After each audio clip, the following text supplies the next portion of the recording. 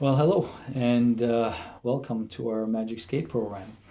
It's been an odd year this year for sure with all this COVID 19 situation that's going on. And normally, this meeting, I guess this presentation would happen just before the second session of our Magic Skate program.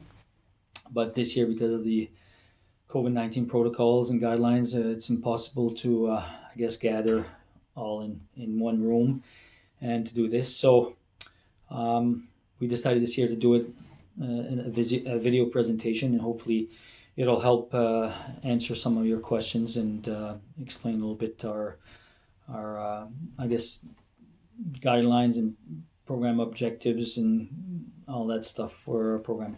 So it's been this is going to be our 15th year that we're presenting this program. It's all started 15 years ago. I guess over a couple of bottle of wines with my brother-in-law and sister-in-law and other friends that had kids that were starting.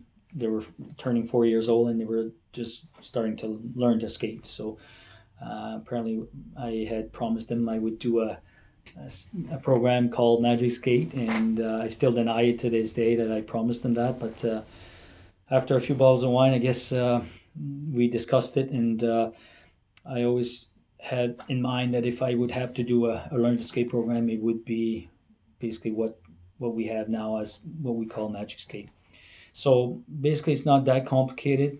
It's we always have two objectives. First objective is to learn to skate, obviously, and the second one is to have fun. And I think at that age, when we're talking about kids that are 4, 5, 6 years old, it's a good way to learn to skate if they're having fun. If they're moving, usually they learn quickly. So we try to do everything we do is around getting the kids to move. At that age, we're trying not to be too technical. We prefer them moving. So if we're working, for example, on turns that day, or if we're trying to teach them how to stop, for example, we try to do it through exercises and games that they don't even realize that they're doing turns or stops, and we find that they progress very quickly that way. Um, we'll do all kinds of stuff, and you'll notice that some maybe odd stuff happening. For example, we'll throw some air mattresses on the ice. The reason we're doing that, and I imagine the first time I came out with those air mattresses 15 years ago, parents thought I had lost my mind. But the objective again is to get them to move, and we can get them to go dive in that air mattress 100, 200 times without them, getting bored or tired of it. But in the meantime, we're getting them to skate to the air mattresses. We're getting them to do different things, turns, agility stuff, stops, all that good stuff. While their objective is just to go dive in that air mattress. That's one example. And we do all kinds of different games that way, and we're hoping that the kids learn to skate without even knowing that they're doing those movements or those techniques. So that's basically our philosophy when it comes to our program. We have met with the coach. We did a Zoom call with our coaches, and one thing that we emphasize is that coaches, you're not babysitters, you're basically coaches. And so we've asked that if ever your child needs some assistance in terms of equipment fix or blowing their nose or anything like that, that they send them off to one of the parents or grandparents or whoever's in the stands or guardian to help out with that. And basically, we ask them to focus on the group. So each group will have two coaches. So our ratio is always one coach to four players. We try to keep it that way. And we're sometimes or even one coach to three kids ratio, and it's probably the best ratio you'll find anywhere. And so we ask that the coach stay with their groups, even though one has to go to the washroom or has to go outside where fix equipment and all that. We don't want them to leave their group to assist the kids, so we ask that you be around to help out for that if ever they need. Um, we always ask. We've always had coaches that are parents. We find it works a lot better. It's we're guaranteed that they're going to be there for every session. When we have outsiders coming in, it's not always guaranteed how if they're going to be there. It's still a 20 Saturday commitment or 20 weekend commitment, and it's really tough. So it's parents, and we find that the parents are really good at that because they're used to dealing with kids that are 4, 5, 6 years old, and that they're committed to their kid and also the other kids. So you'll see that the coaches are ready to go. They've got their manuals, they got their tracksuits, and we went through the program, and it's not perfect science. You'll notice that our things is we try to divide the groups in 4 groups. Group A, B, C, and D.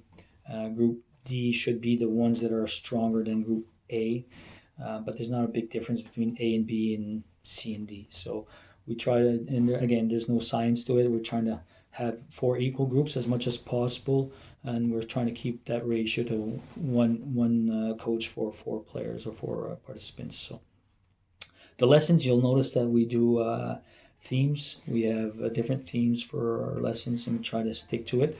And sometimes it's different ways to present the themes, and like I mentioned earlier, through games and through different exercises. It's not necessarily a hockey or a ringette program, but it really prepares them well for their hockey or ringette, season next year. They can have their hockey stick or ringette stick if they want to. We have some older ones, but that we can provide.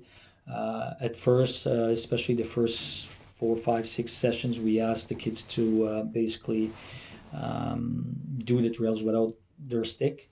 But we always give 5-10 minutes at the beginning from free time, and they can use their sticks at that time, or I can lend them some. So I know a lot of parents have asked, is it mandatory? No, it's not mandatory, but you can bring their sticks on the ice.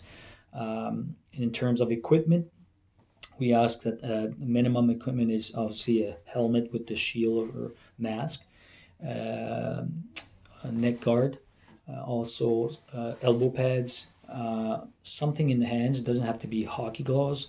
It can be regular gloves, but need to cover their hands, and also knee pads, and obviously skates are the mandatory equipment. A lot of the kids are dressed completely from head to toe, which is better. The only piece of equipment that's I would not necessarily recommend is the shoulder pads. Sometimes I find the shoulder pads are too bulky, but if they do, that's fine also. I like to get them to get used to skating with their equipment. It makes it easier for the transition next year when they want to go to hockey or ringette. So a lot of them, and there's some good kits out there that's not expensive. If you go to Canadian Tire, Walmart, place like that, they call them starter kits. Bauer has some great starter kits like that will provide you pretty much with the whole equipment except for the skates, obviously.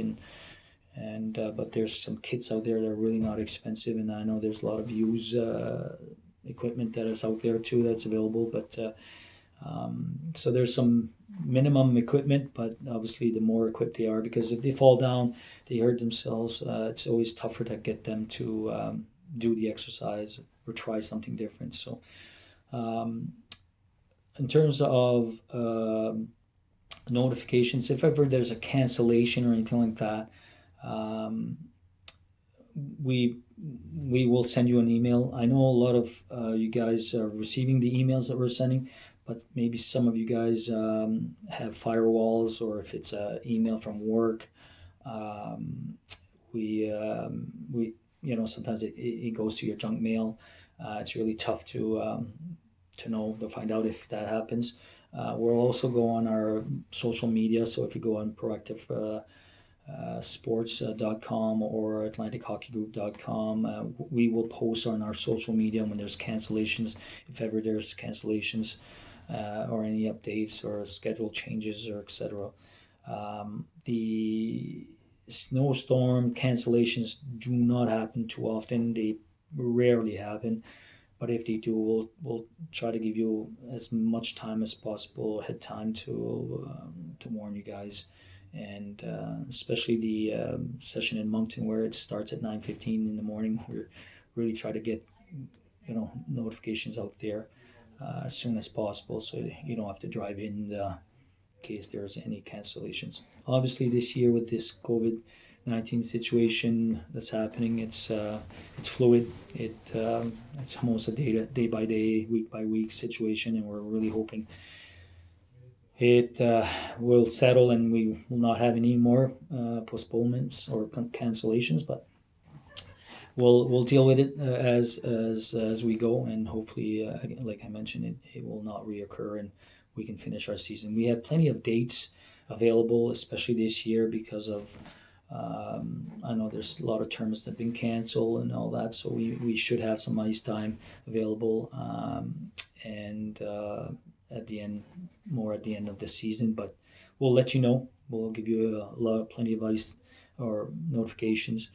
This year we actually had, before this last COVID outbreak, we really had probably the best schedule we've had in 15 years, where there was all Saturdays and we weren't even going to miss one Saturday. Was going to be back to back all the time, and which never happened to us in 15 years. So, but we'll adjust, and hopefully we do not get any more outbreaks, and we can run our program. Obviously, if we have to shut down our program indefinitely or for good, we'll provide you guys with a prorated refund according to the number of sessions that were used, and etc. So we're looking forward to it. It's, like I said, it's our 15th year. We're always excited. We always start our first day, we call it Crying Day.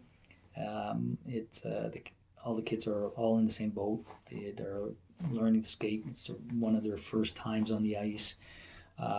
You'll notice that the first couple of sessions, there's a lot of chairs out there, and I don't mind using chairs, especially at the beginning. They will not go to the prom with their chair. They'll get rid of their chair.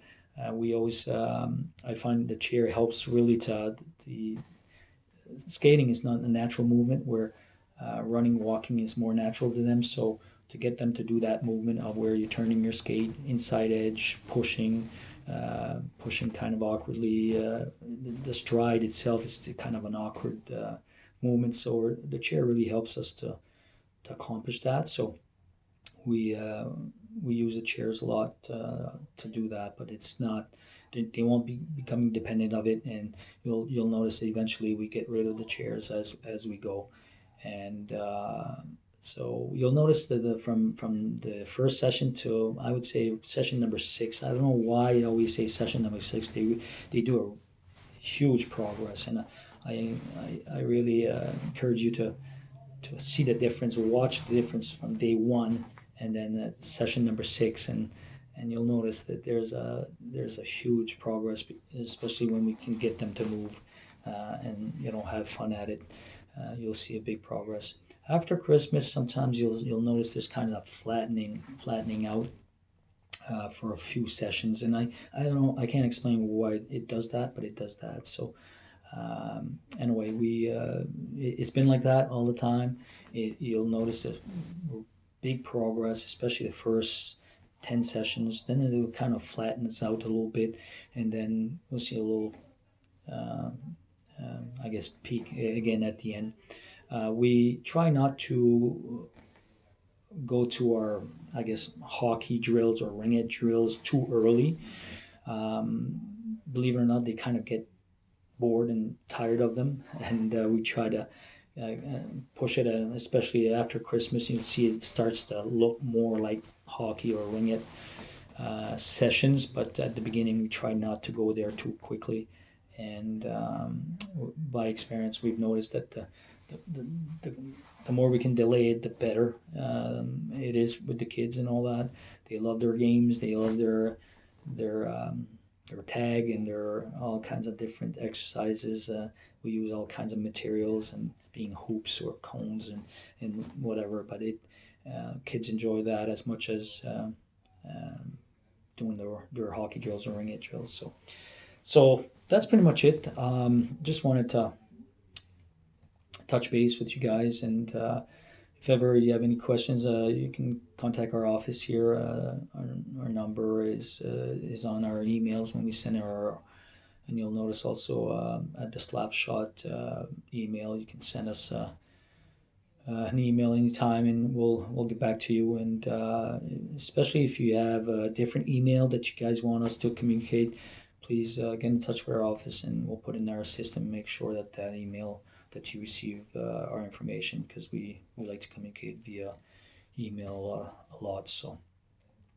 So thank you for joining us, and let's have a good season. Hopefully we can complete our season, and I feel confident that we will, and let's have fun.